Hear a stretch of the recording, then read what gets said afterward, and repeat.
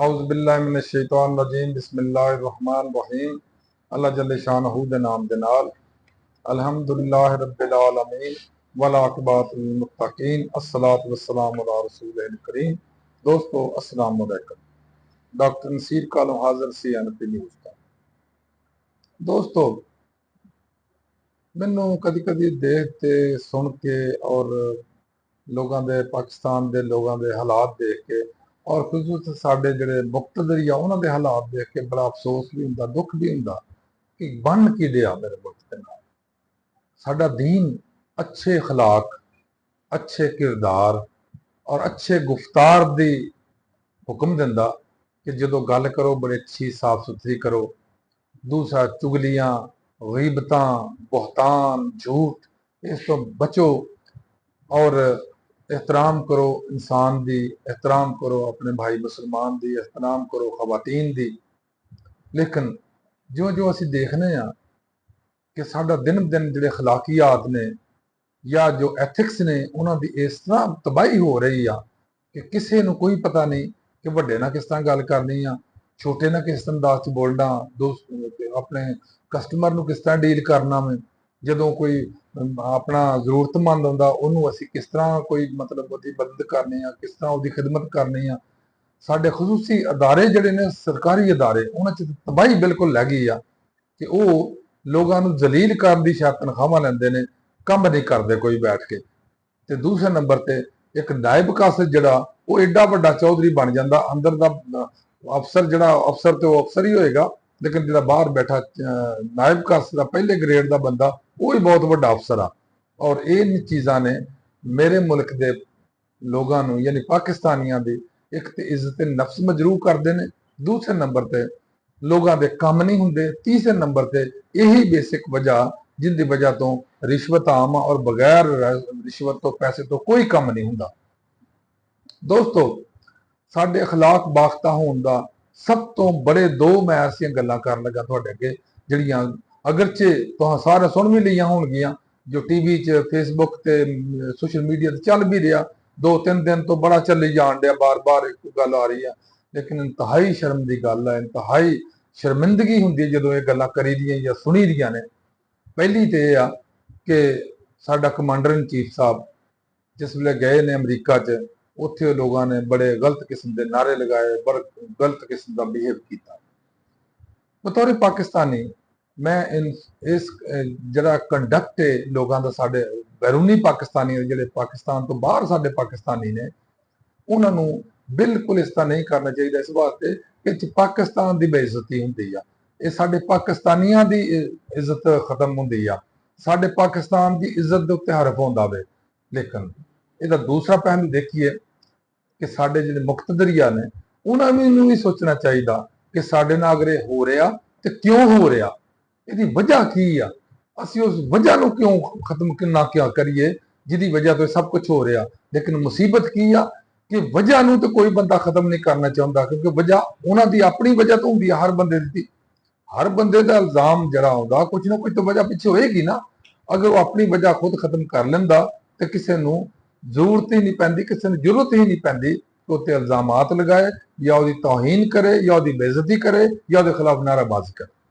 दूसरी जिहड़ी गल मैं देखी है या सुनी है जिहड़ा फेसबुक पर चल रहा सी या सोशल मीडिया के उपर चल रहा सी, उहदे च फैसल वाडा साहब ने एक सैनीटर ने वो पीपल पार्टी के नून लीग के ही है ने सैनीटर, वो एक टीवी टॉक दे विच बैठे ने जिहदे नाल बैठे सी अपने शहूपुरे वाले मियाँ जवेद लतीफ साहब, और उत्थे गल्लां हो रही सी, पता नहीं किस टॉपिक तो उन्होंने गल्लां शुरू कीतियां ने।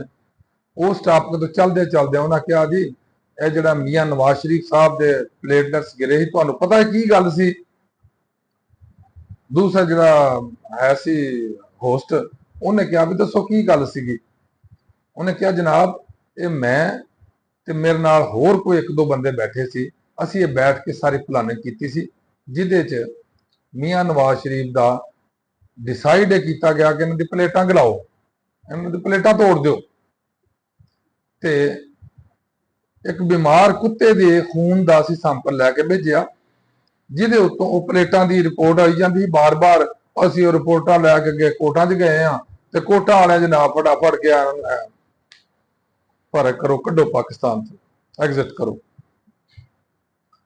ਉੱਥੇ ਮੀਆਂ ਜਵੇਦ ਲਤੀਫ ਸਾਹਿਬ ਖਾਮੋਸ਼ੀ ਨਾਲ ਚੁੱਪ ਕਰਕੇ ਇੱਕੋ ਹੀ ਗੱਲ ਕੀਤੀ, ਇਹ ਸਾਡੇ ਫੈਸਲ ਸਾਹਿਬ ਛੋਟੇ ਭਾਈ ਨੇ, ਜੋ ਕਹਿੰਦੇ ਨੇ ਠੀਕ ਹੀ ਹੋਏਗਾ।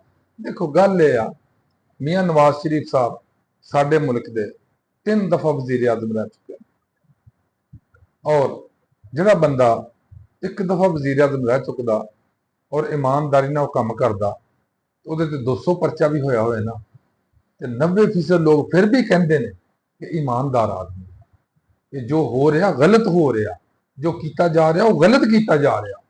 ਲੇਕਿਨ ਅਫਸੋਸ ਦੀ ਗੱਲ ਇਹ ਆ ਕਿ ਜਿਹੜੇ ਬੰਦੇ ਨੇ ਇਲਜ਼ਾਮ ਲਗਾਇਆ, ਉਹਨੇ ਵੀ ਸ਼ਰਮ ਮਹਿਸੂਸ ਨਹੀਂ ਕੀਤੀ ਕਿ ਮੈਂ ਟੀਵੀ ਟਾਕ ਦੇ ਅੰਦਰ ਬਹਿ ਕੇ, ਜਿਹਨੂੰ ਸਾਰੀ ਦੁਨੀਆ ਦੇਖ ਰਹੀ ਆ, ਮੈਂ ਆਪਣੇ ਉਸ ਬੰਦੇ ਦੇ ਉੱਪਰ ਜਿਹੜਾ 3 ਦਫਾ ਦਾ ਵਜ਼ੀਰ ਆਜ਼ਮ ਆ, ਉਹਦੇ ਉੱਤੇ ਐਸਾ ਘਟੀਆ ਔਰ ਗਿਰਿਆ ਹੋਇਆ ਔਰ ਐਡਾ ਕਬੀਹ ਕਿਸਮ ਦਾ ਇਲਜ਼ਾਮ ਲਗਾਵਾ, ਤੇ ਕਿਉਂ ਲਗਾਵਾ।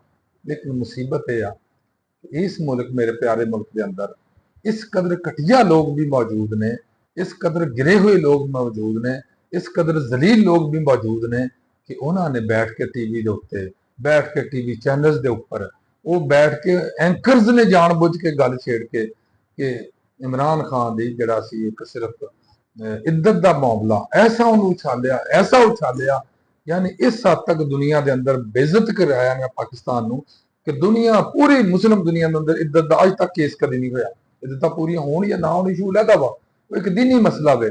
ਉਹਦੇ ਚ ਸਭ ਤੋਂ ਅਹਿਮ ਚੀਜ਼ ਹੈ, ਔਰਤ ਦੇ ਡਿਪੈਂਡ ਕਰਦਾ ਵੀ ਉਹ ਸਮਝਦੀ ਆ ਇੱਜ਼ਤ ਪੂਰੀ ਹੋ ਗਈ ਠੀਕ ਹੈ, ਸਮਝਦੀ ਨਹੀਂ। ਲੇਕਿਨ ਇਸ ਇੱਜ਼ਤ ਦੇ ਇਸ਼ੂ ਨੂੰ ਇੰਨਾ ਉਠਾ ਲਿਆ, ਇੰਨਾ ਪਿੱਟਿਆ, ਇੰਨਾ ਜ਼ਲੀਲ ਹੋਇਆ। ਲੇਕਿਨ ਜ਼ਿਲਤ ਕਿਹਦੇ ਹੱਥ ਆਈ? ਅਸੀਂ ਪਾਕਿਸਤਾਨੀ ਜ਼ਲੀਲ ਹੋਏ। ਔਰ ਇਹਨਾਂ ਖਬੀਸਾਂ, ਕਮੀਨਿਆਂ, ਬਗੈਰਤਾ, ਜ਼ਲੀਲਾਂ ਨੂੰ ਕੋਈ ਫਰਕ ਨਹੀਂ ਪਿਆ ਜਿਹੜੇ ਇਲਜ਼ਾਮ ਲਗਾ ਰਹੇ ਸਨ। ਇਸੇ ਤਰ੍ਹਾਂ ਜਿਹੜੇ ਬਾਹਰਲੇ ਮੁਲਕ 'ਚ ਬੈਠ ਕੇ ਸਾਡੇ ਸਿਪਾਹ ਸਲਾਰ ਦੇ ਖਿਲਾਫ, ਵਜ਼ੀਰ ਆਜ਼ਮ ਦੇ ਖਿਲਾਫ, ਜਾਂ ਸਾਡੇ ਐਕਸ ਵਜ਼ੀਰ ਆਜ਼ਮ ਦੇ ਖਿਲਾਫ ਜੋ ਕਰਦੇ ਨੇ, ਇੱਕ ਹੱਦ ਤੱਕ ਠੀਕ ਆ। ਜੋ ਇਹਨਾਂ ਕੀਤਾ ਉਹਨਾਂ ਨੂੰ ਬਿਲਕੁਲ ਉਹਦਾ ਮਿਲਣਾ ਚਾਹੀਦਾ, ਉਹਦਾ ਇਜ਼ਹਾਰ ਕਰਨਾ ਚਾਹੀਦਾ। ਲੇਕਿਨ ਉਹਦੀ ਇੱਕ ਲਿਮਿਟ ਆ, ਇੱਕ ਹਦੂਦੋ ਕਯੂਦ ਨੇ, ਉਹਦੇ ਅੰਦਰ ਰਹਿ ਕੇ ਗੱਲ ਕਰਨੀ ਚਾਹੀਦੀ ਆ, ਉਹਨੂੰ ਕ੍ਰਾਸ ਨਹੀਂ ਕਰਨਾ ਚਾਹੀਦਾ। ਇਹੀ ਗੱਲ ਮੈਂ ਵਜ਼ੀਰ ਆਜ਼ਮ ਐਕਸ ਨਵਾਜ਼ ਸ਼ਰੀਫ ਸਾਹਿਬ ਦੇ ਮੁਤਲਕ ਵੀ ਕਰ ਰਿਹਾ ਕਿ ਅਗਰ ਇਹ ਗੱਲ ਸਹੀ ਵੀ ਆ, ਮੰਨ ਵੀ ਲਈ ਜਾਏ, ਆਇਆ ਇਹ ਟੀਵੀ ਟਾਕਸ ਤੇ ਬੈਠ ਕੇ ਕਰਨ ਵਾਲੀ ਗੱਲ ਸੀ। ਮੈਂ ਇੱਕ ਸਿਰਫ ਸਵਾਲ ਆਪਣੀ ਪੂਰੀ ਪਾਕਿਸਤਾਨੀ ਕਮਿਊਨਿਟੀ ਦੇ ਅੱਗੇ, ਆਪਣੇ ਦੋਸਤਾਂ ਦੇ ਅੱਗੇ ਰੱਖਣ ਲੱਗਾ, ਅਗਰ ਇਹ 100% ਦੀ ਗੱਲ ਸਹੀ ਸੀ ਤੇ ਆਇਆ ਟੀਵੀ ਟਾਕਸ ਤੇ ਬੈਠ ਕੇ ਇਹ ਗੱਲ ਕਰਨ ਵਾਲੀ ਸੀ ਕਿ ਉਹਨਾਂ ਦੀ ਪਲੇਟਲੈਟਸ ਅਸੀਂ ਗਿਰਾਈਆਂ ਔਰ ਕੁੱਤੇ ਦੇ ਖੂਨ ਨਾ ਗਿਰਾਈਆਂ। ਦੂਸਰਾ, ਸਾਡੇ ਜਿਹੜੇ ਹੈ ਨੇ ਸੀਐਮ ਕਮਾਂਡਰ ਇਨ ਚੀਫ ਸਾਹਿਬ ਨੇ, ਉਹ ਗਏ ਨੇ, ਉਹਨਾਂ ਦੇ ਖਿਲਾਫ ਜੋ ਨਾਰਾਬਾਜ਼ੀ ਹੋਈ ਆ ਉਹ ਕਾਬਿਲੇ ਕਬੂਲ ਹੈ, ਅਗਲਾ ਕਾਬਿਲੇ ਤਾਰੀਫ ਹੈ? ਬਿਲਕੁਲ ਨਹੀਂ ਹੈ। ਤੀਸਰਾ, ਜੋ ਕੁਛ ਇਮਰਾਨ ਖਾਨ ਦੇ ਖਿਲਾਫ ਉਹਦੀ ਕਿਰਦਾਰ ਕੁਸ਼ੀ ਔਰ ਉਹਦੀ ਬੇਗਮ ਦੀ ਕਿਰਦਾਰ ਕੁਸ਼ੀ ਵਾਸਤੇ ਜਿਸ ਘਟੀਆ ਨੀਚ ਤੱਕ ਹੱਦ ਤੱਕ ਗਏ ਨੇ ਲੋਕ, ਇਹ ਕਾਬਿਲੇ ਕਬੂਲ ਸੀ ਜਾਂ ਕਾਬਿਲੇ ਤਾਰੀਫ ਹੈ? ਮੈਂ ਤੁਹਾਡੇ ਅੱਗੇ 3 ਸਵਾਲ ਰੱਖਣਾ ਤਾਂ ਕਿ ਮੇਰੀ ਕੌਮ ਨੂੰ ਕੋਈ ਥੋੜੀ ਸਮਝ ਆਏ ਕਿ ਇਸ ਤਰ੍ਹਾਂ ਨਹੀਂ ਕਰਨਾ ਚਾਹੀਦਾ। ਉਹ ਗਲਤ ਵੀ ਆ, ਤੁਹਾਨੂੰ ਬੜੇ ਇਖਤਿਆਤ ਨਾਲ, ਬੜੇ ਤਰੀਕੇ ਨਾਲ, ਔਰ ਉਹਨੂੰ ਜ਼ਾਤੀ ਤੌਰ ਤੇ ਰਿਅਲਾਈਜ਼ ਕਰਨਾ ਚਾਹੀਦਾ ਕਿ ਤੂੰ ਗਲਤ ਹੈ। ਅੱਲਾਹ ਹਾਫਿਜ਼, अस्सलाम वालेकुम।